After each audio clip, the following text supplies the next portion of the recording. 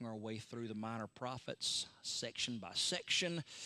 And verse by verse, we were considering Haggai, Zechariah, and Malachi, the three post-exilic prophets together, calling it ruin and restoration. This is part 11 of this. So go to Zechariah chapter 9. Let's read verses 1 through 17 this morning. Zechariah chapter 9, verse 1.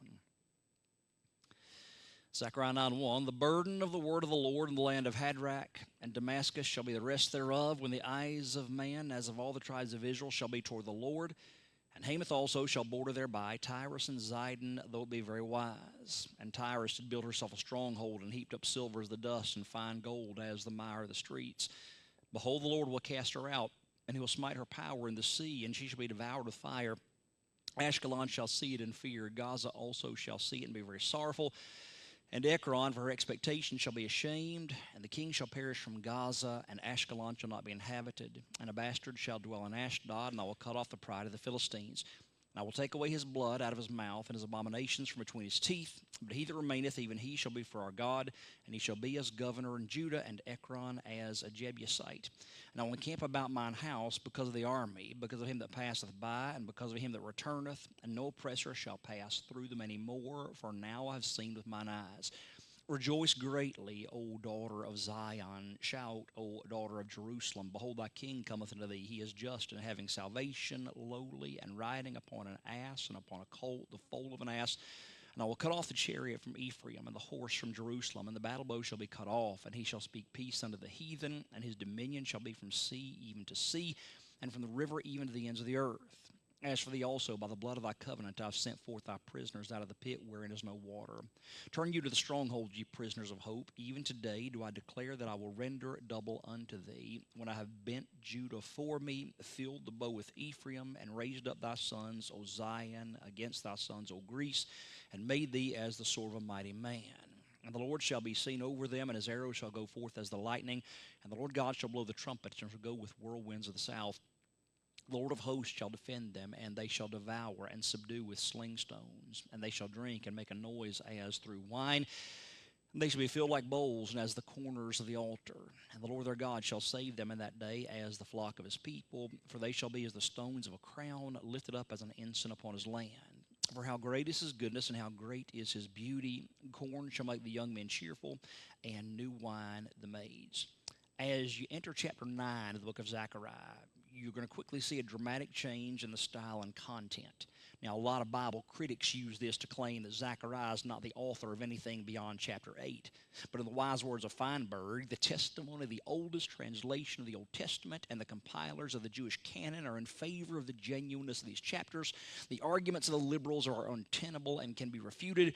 We can rest assured that the Spirit of God used the one author for all 14 chapters. He's exactly right. Now, Zechariah seems to have written these chapters after some years had passed. His advancing age and changing focus made for a different sound on the page, nothing more, nothing less. You don't sound like you sounded 15, 20 years ago. You change a little bit. Everybody's mannerisms change, so that's all that you're seeing in this. So notice, first of all, the changing focus. Verse 1. The burden of the word of the Lord in the land of Hadrach and Damascus shall be the rest thereof. When the eyes of man, as of all the tribes of Israel, shall be toward the Lord. Now, the only two places in the Bible we find the opening words of chapter 9 of Zechariah, the burden of the word of the Lord, are here and in Malachi chapter 1, verse 1. It's an unusual phrase. It signifies a threatening speech from Jehovah God. The words to come in this chapter were a prophecy. The first 8 verses of that prophecy dealt with the time roughly 80 years into Zechariah's future at that point. It all largely centered around the coming conquest of Alexander the Great in 322 B.C. The opening target was in the land of Hadrach. Now, that meant Syria, Hadrach did, with her capital city of Damascus. This is the only place in the Bible we find the name Hadrach, and there's a great deal of debate as to exact identity. In the context of the prophecy against Damascus that immediately follows, though, certainly refers to Hadarika, a city mentioned several times in cuneiform inscriptions, a city between Hamath and Aleppo, and it was somewhere right there near the vicinity of Damascus.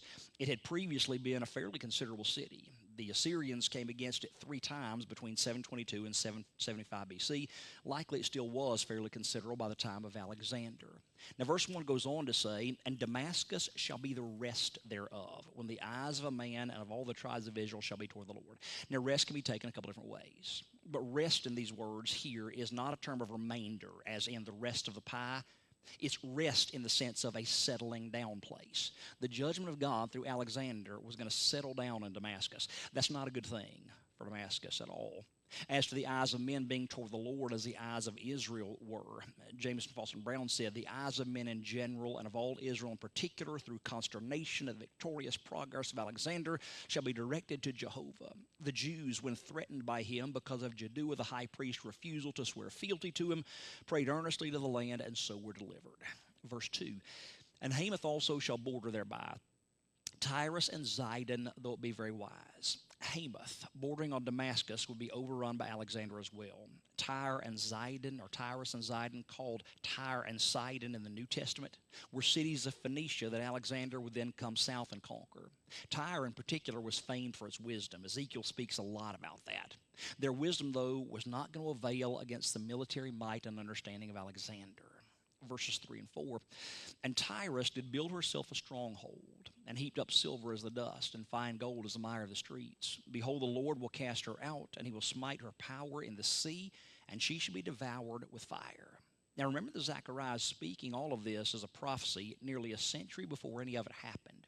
In his day, his words would have made people absolutely incredulous. Tyrus did indeed build herself a stronghold and heaped up silver as the dust and fine gold as the mire of the streets. That city was the storehouse of wealth in the entire Phoenician Empire. Here's how strong it was. The mighty Assyrians tried unsuccessfully for 5 years to take it. The most powerful nation in history, the Babylonians, led by the mighty Nebuchadnezzar, failed in their attempts to take it for 13 solid years. Now, concerning Alexander's siege of the city, Diodorus Siculus, a historian of the era, said, the Tyrians cheerfully faced the prospect of a siege. They wanted to gratify Darius and keep unimpaired their loyalty to him, and at the same time, they had confidence in the strength of their island and the military forces in it. So they knew they couldn't be taken. But in spite of their confidence, God through Zechariah said, behold, he, the Lord, lower cap letters, Adonai, will cast her out, and he shall smite her power in the sea, and she shall be devoured with fire. That was God's prophecy. How did all that work out? Well, just exactly like God said it would. It always does. The city that had stood firm against both Assyria and Babylon fell to Alexander and Greece in just 7 months. Now, it was a unique battle all the way around. As Zechariah observed, the city was an island off the mainland. That's what he meant by her power in the sea. Now, as such, it should have been well nigh undefeatable because you couldn't engage in a land siege against it. But Alexander wasn't worried about that. He simply destroyed the entire old city of Tyrus, called Paleotyrus, and had his men use the rubble to build a causeway all the way to that island city. And then he laid siege to it and destroyed it. Verse 5, Ashkelon shall see it and fear. Gaza also shall see it and be very sorrowful. And Ekron, for her expectation, shall be ashamed. And the king shall perish from Gaza, and Ashkelon shall not be inhabited. Now, you should know those names, Ekron, Ashkelon, Gaza. These are the chief cities of the Philistine. We've talked a lot about these, the minor prophets.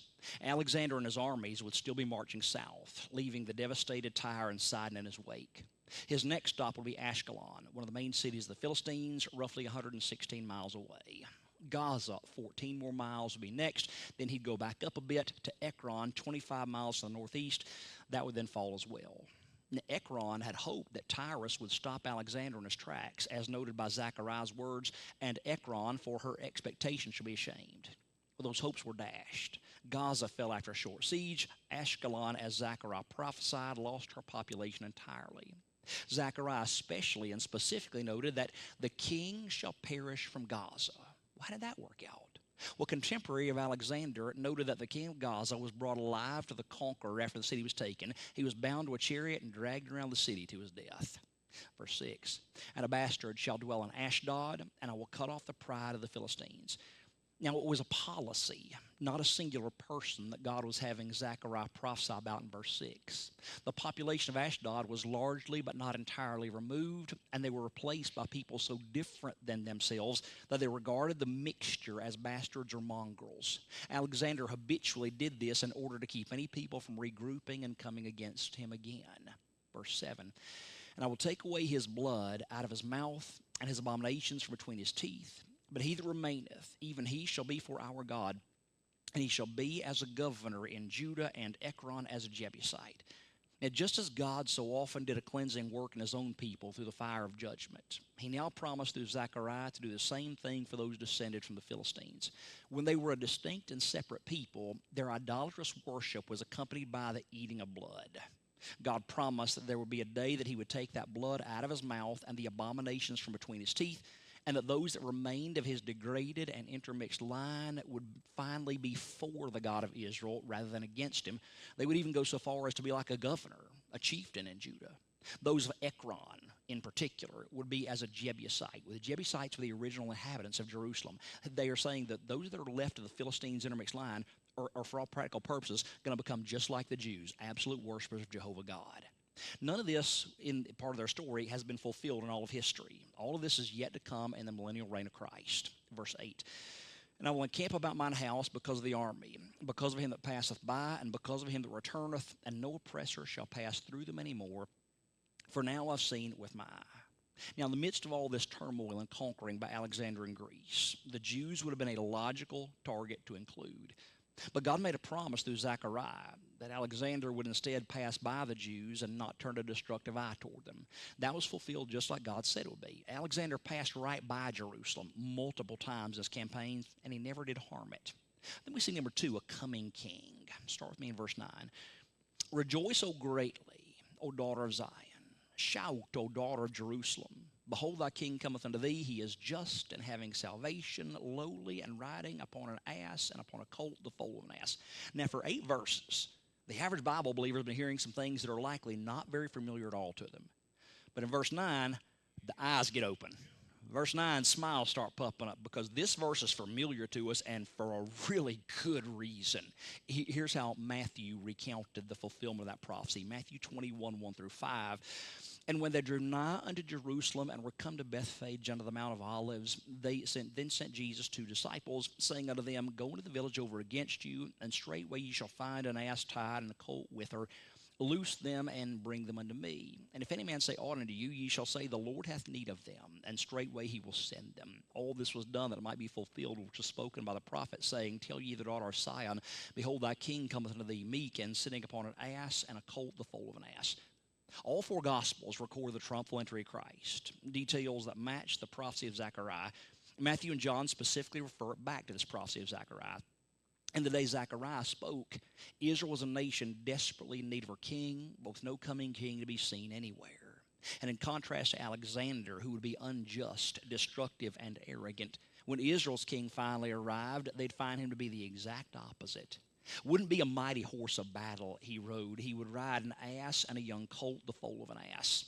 When that day finally came, 550 or so years later, Matthew again gives us these details in verses 1 and 2. When they drew nigh to Jerusalem and were come to Bethphage on the Mount of Olives, then sent Jesus 2 disciples, saying unto them, Go into the village over against you, straightway ye shall find an ass tied and a colt with her, loose them and bring them unto thee. So by this we know that Zechariah prophesied ass and colt ended up being mother and baby. Her king came just as Zechariah said he would. He came having salvation, not from Alexander, just after the days of Zechariah, nor from Rome in the days of Christ, but from sin itself and from the eternal destruction it brings. Verse 10, And I will cut off the chariot from Ephraim, and the horse from Jerusalem, and the battle bow shall be cut off, and he shall speak unto the heathen, and his dominion shall be from sea even to sea, and from the river even to the ends of the earth. Now, between verses 9 and 10 is a period of 2,000 years and counting. Verse 9 spoke of events during the first advent of Christ. Verse 10 takes us to the second advent. Like many of the Old Testament prophets, Zechariah knew nothing of the age of the church that would come after the time of Christ and before he rules and reigns as king over all the earth in Jerusalem. The scene described in verse 10 is one of absolute peace across the globe, not because no one wants to fight, but because he commands against it and has the authority and might to enforce that command. There will still be nations and kings and even different belief systems, as we've seen expressed through the minor prophets, but he will reign supreme over all of them. Verse 11, as for thee also, by the blood of thy covenant I have sent forth thy prisoners out of the pit wherein is no water. Now, still speaking to his people, God through Zechariah now makes reference to a blood covenant by which Israel was delivered, a covenant that in its entirety was actually a dual covenant of blood. The first part of that blood covenant was in their distant past. That's the blood covenant of Genesis chapter 15. God had Abraham divide birds and animals and put them on different sides of a walking path, and then God himself put Abraham to sleep and walked through that path on his own, getting the blood in the head of his garment, thereby signifying that he alone was responsible for fulfilling this now unconditional covenant. The second part of the blood covenant was in days future to Zechariah, when their Messiah would shed his blood for them and for everyone else. For them, that blood covenant and the blessings that sprang from it will ultimately find its fulfillment when these words of Paul come to be. Romans 11, 26 and 27. And so all Israel shall be saved. As is written, there shall come out of Sion the deliverer, and shall turn away ungodliness from Jacob. For this is my covenant unto them when I shall take away their sins. They will be redeemed from the pit of subjugation by the first covenant, and from the pit of the second, from the pit of sin by the second. Verse 12, turn you to the stronghold, ye prisoners of hope. Even today do I declare that I will render double unto thee. Now, verse 12 begins a new thought in this new prophecy of Zechariah. As with much that has come before it, it also has a dual reference. God, through Zechariah, commanded that those he dubbed prisoners of hope return to the stronghold, with a promise that he would render double unto them, meaning that he would doubly bless them for the trials they've been through. In the near term in Zechariah's day, this referred to those who were still in Babylon and had not yet come home. God was instructing them to return to their stronghold, Jerusalem, not fearing its present condition, but believing that God would bless them and protect them there. In the long view, this refers to the latter days when God's people are summoned to come back to Jerusalem, not fearing its present condition, but believing that God will bless them and protect them there. In both cases, the people who would heed the call are called something really unique. They're called prisoners of hope. That lovely poetical term is designed to paint a picture of people who, though imprisoned behind bars, are even more imprisoned to hope. Their confidence that God will bring everything out all right in the end cannot be shaken. They cannot escape that belief. Don't you enjoy being a prisoner of hope, knowing he always comes through? Verse 13, when I have bent Judah for me, filled the bow with Ephraim, and raised up thy sons, O Zion, against thy sons, O Greece, and made thee as the sword of a mighty man. Now, Zechariah now returns more specifically to the days just after his own. In the years after Alexander the Great died and his empire was split into 4 pieces, Israel was time and again trampled by armies from Syria and Egypt, 2 of the 4 sons of Greece in that context, using her as a pathway to get to the other side. And then came Antiochus Epiphanes. He fixated on the Jews in such a vile and destructive manner that the Maccabees rose up against him in the 2nd century, just as Daniel 11:31 and 32 prophesied so many years earlier. God said that he would bent Judah for me, filled thy bow with Ephraim, raised up thy sons, O Zion, against thy sons, O Greece, and made thee as the sword of a mighty man. Their victory was such an underdog story as to dwarf that of David and Goliath. Both of those stories were brought about by divinity, not by the best efforts of humanity. Verse 14, and the Lord shall be seen over them, and his arrow shall go forth as the lightning, and the Lord God shall blow the trumpet, and shall go with whirlwinds of the south. All these word pictures are designed to show God's miraculous superintendence of the Maccabees' victory over Antiochus and his overwhelming forces. It was as if God was fighting for Israel against Antiochus, because that was in fact the case. He was a whirlwind of the south, a tornado of the strongest magnitude, sweeping aside the enemies of his people. Verse 15, the Lord of hosts shall defend them, and they shall devour and subdue with sling stones, and they shall drink and make a noise as through wine, and they shall be filled like bowls as the corners of the altar. Still referring ahead to the battle against Antiochus, God through Zechariah promised that he, the Lord of hosts, the Lord of armies, would defend them, and that he would devour the enemy and subdue them with sling stones. In picture form, his people would be drunken with the blood of their enemies, filled like the bowls that will be poured out on the corners of the altar. All this, though, now also begins to look ahead in time once again to the latter days, as the next verse shows more clearly. Verse 16, and the Lord their God shall save them in that day as the flock of his people, for they shall be as the stones of a crown, lifted up as an ensign upon his land. Now this was at best fulfilled only in the most minor of fashions in the days of the Maccabees. They did not become as the flock of his people, though they certainly should have. They did not become as glorious as the stones of a crown lifted up as an ensign, a display upon his land, though that was always available to them if they would ever fully devote themselves to him as a people. At the end of the tribulation period and into the millennial reign, every bit of that will come to be in its fullness. Verse 17, for how great is his goodness, and how great is his beauty. Corn shall make the young men cheerful, and new wine the maids. Zechariah could see it. He could see that great coming kingdom. He couldn't help but exclaim, for how great is his goodness, how great is his beauty. Corn shall make the young men cheerful, new wine the maids. His land around him had only recently ceased to be ravaged by war and famine. But Zechariah was now looking ahead through the eye of prophecy to his land in a state of prosperity that it had never yet fully seen. Corn and wine would be abundant, young maids and young men would be cheerful, and no enemy would be in sight. You see, everything changes when the king arrives. But isn't it always like that? We say something like that in the context of the last days, but it's true even now. When the king arrives, in the sense of us finally letting him actually be king over every area of our lives and stop fighting him for the throne of our hearts, when we give him full control in our finances, our church, our families, our decisions, our everything, when we stop wrestling against him for who's in charge, everything changes for the better. So I say, long live the king.